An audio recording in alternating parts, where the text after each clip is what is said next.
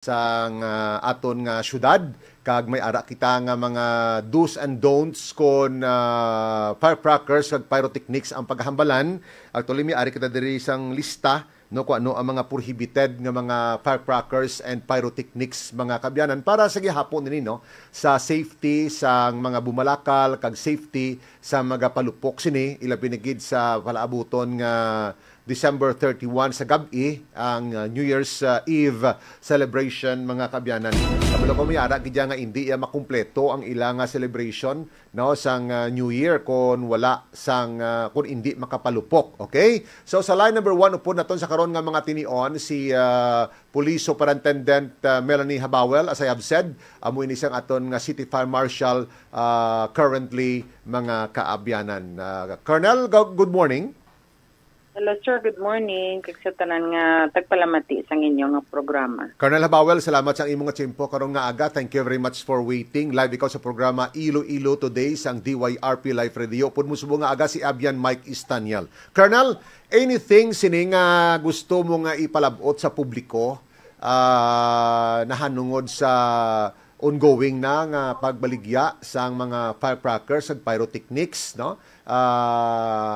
Sa mga tagpalamati sang DYRP Live Radio, Colonel Melanie Habawel, ma'am.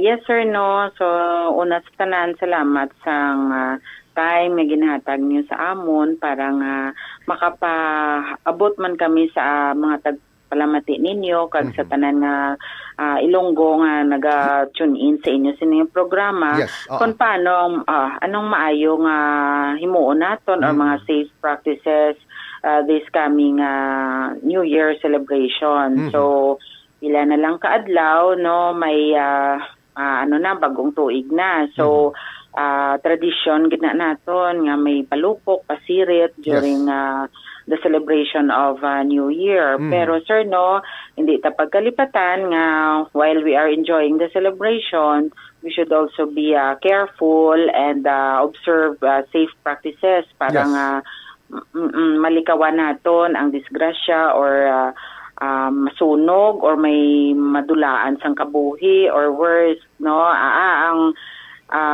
komunidad naton antos because ang unsafe practices naton. So subong sir no may ara kita na nga mga open na ang mga baligyaan sang palupok kag mga pyrotechnic diri sa syudad. So tatlo lang gid sir ang designated areas nga ginalaw sa aton local government. Kung din sila pwede makabaligya. So amo ining ari diri sa Mulye, ang dito sa may coastal road sa may Uhong Balasor dito sa may Haro. Yes, oo. And kag sa Arevalo sa circumferential road man dira sa Guasang Acropolis. So maliban sa dira nga mga lugar kung may baligya nga palupok, hindi ina siya regulated or hindi ina siya permitted no.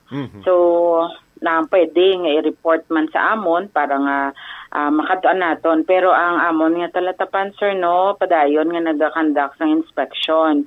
So kung may mga reports nga ginapaabot diri sa amon nga diri may gabaligya or unauthorized selling abi, so ginakatuan naton ina. So kung ang purpose naman dira sir is ginakuha ina sila because it could pose hazard sa area or sa komunidad nga ila sini nga ginabaligyaan abi no. So ang amon lang is make sure nga safe ang celebration naton sa New Year. So kung makabakal na kita palupok sir no.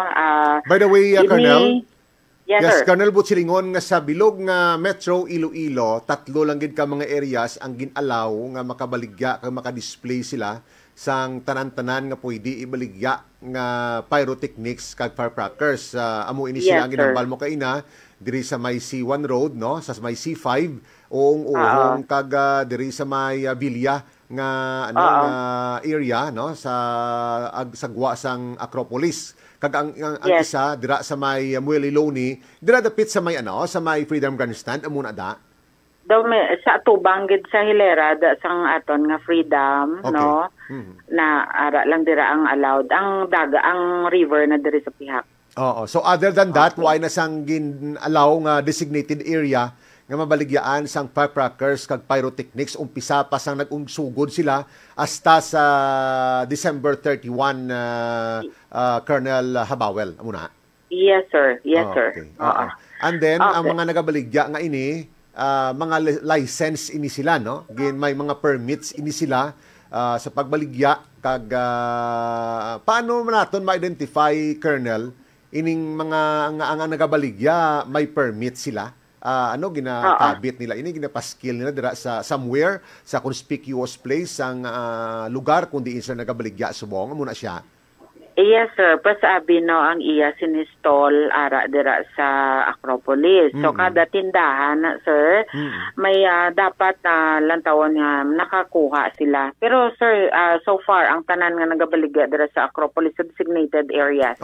Na-issuehan namon ina sila sir sang fire safety inspection certificate nga botang balon nga compliant, fire safety compliant ang ilang tindahan. So, kung magambal kita for safety compliance, sir, nag-conform sila sa safety requirements ng aton sining opisina. Halimbawa, ang bubong, kag ang walling niya, ang dingding niya, bla, sir, is, ng GI sheet. Tapos, wala sang galuto.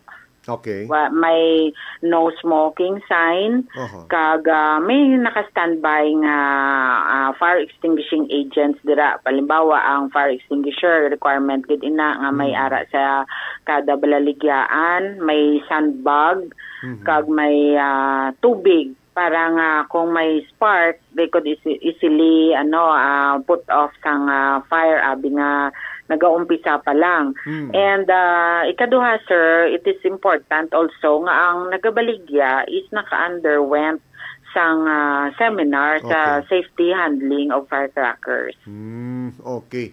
Kag with this, amo inaan nagalegalize sang ilang pagbaligya and then ang ilang permit nga makita sang manugbakal nga but silingon hindi sila dira balaya siling nga nagsulod lang sa linya kag kag naglubaligya lang dira no as if nga may permit man no. So hindi ni mapiki Colonel ang ila sining nga mga mga permit documents nga ginapaskil dira kag by just merely looking kung magkadto kamo to check randomly mabalaan nyo dayon nga ginpasirox lang o kung ginpiki lang ang ila sini nga mga dokumento.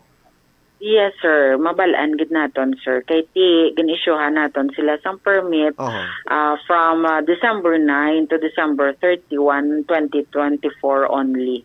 Hasta lang dira. So, mabalaan man naton, sir, kay sa record naton diri may 82 kita ka na-issue nga for safety inspection certificate. Okay. For sellers and retailers. But silingon sa bilog nga syudad sa Iloilo, ang makabaligye lang, 82 lang kabilog. Amo na siya? Yes, sir. Kung dapat, amo lang gid na sila. And then, sir, it doesn't mean nga naka-conform na sila sa safety requirement. Dapat, magabaligya sila sang hindi prohibited na mga firecrackers only. Okay. Kag actually may listahan kami dito sa inyo man naghalin ini mga prohibited nga mga nga mga firecrackers. 28 bilog ni. Combination isang firecrackers kag pyrotechnics amo ning ginadumilian nga ibaligya no sa mga retailers kag mga dealers naton Colonel Habawel. Yes, sir. May 28 kag tanan nga overweight tapos tanan nga ang content bala, sir, nga may mixture sang phosphorus kag sulfur chlorates na. Okay. So hindi niya pwede tago-taguo nila kagkawat-kawat nila nga ibaligya. Kumadakpan abi Colonel no nga nagabaligya sila sini ang matabo, anong penalty sini kag ano ang aksyon sini nga himuon sa aton otoridad? From the end of the BFP, sir, is removal of the hazard lang kami. Hasta lang kami dala sa removal, but the PNP could file appropriate charges sa mga nagabaligya sa prohibited na mga firecrackers and pyrotechnics. So specifically siguro ang PNP Civil Security Group amo ni ang magahimo sa anong apprehension kag ang sa inyo yati i-confiscate nyo lang amula gid ka simple without any Yes, sir. Removal Oo. of the hazard lang gid kami, sir.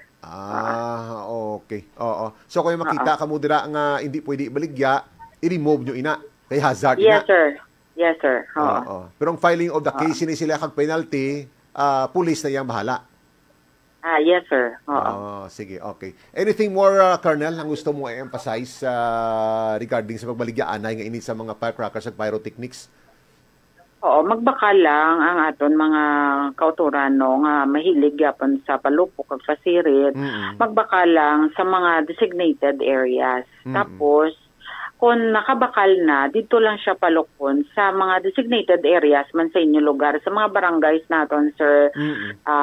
Nabalaan ko may ara kita nga gin-designate ang mga barangay officials. So usually, sir, sa plaza, kay ti malayo sa Panimalay. And then, ang mga minors naton, hindi ta pag-i-allow nga mag-handle o magsindi palupok. Kay ti the term nga minor pa sila, ang ilang reaction senses no basi hindi pa mo naka-develop makadisgrasya sa ila. Okay. So hindi nagali pareho sa una nga pwede kita makapalupok bisan diin sa sagwa sang aton balay, ikabit na lang sa kundiin nga brandilyada or kundiin nga halayan no. Pagusto kita haboy kundiin kung isa gani malaskaran pa ang nagaagi nga salakyan mahabuyan pa kung isa sang kamera no or triangulo. This time ang pagpalupok sa mga pyrotechnics ag firecrackers sa mga designated areas lang gid sa kabarangayan yun dapat matabo. Amo na siya, Colonel Habawel. Amo nang intention sang executive order kag sang batas naton, sir, no. Oo.